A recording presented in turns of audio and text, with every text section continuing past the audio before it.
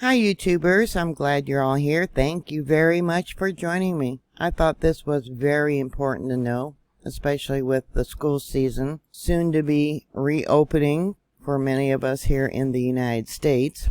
And then they spread the viruses amongst themselves, not only COVID, but different cold flus, influenza, things like that. And our children pass it on to their siblings and babies and grandparents, etc. Here on Twitter, CBC News says that Toronto Sick Kids Hospital is advising parents of changes to access some of the over-counter fever and pain medication for children due to a nationwide supply chain shortage of Advil and Tylenol.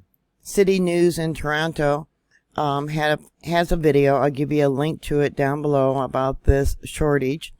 And they're reporting panic buying, but when the people go there, there is nothing on the shelves.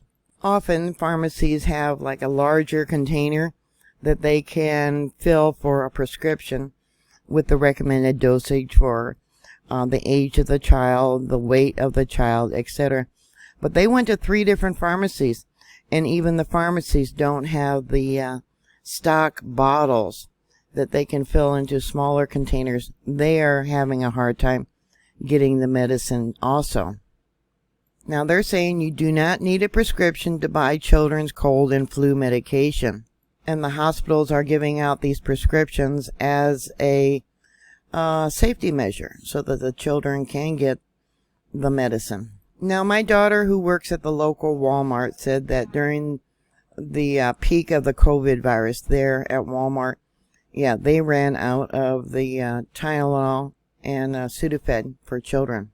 I told her when she gets paid, she better go out and get some extra because, school season is coming and children always come home with some sort of virus. So I did a Google search and it looks like everything I found so far is strictly for Canada.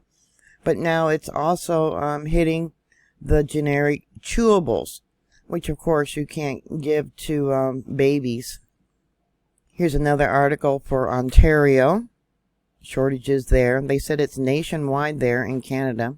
Global News has an article, it looks like, shortage in Alberta.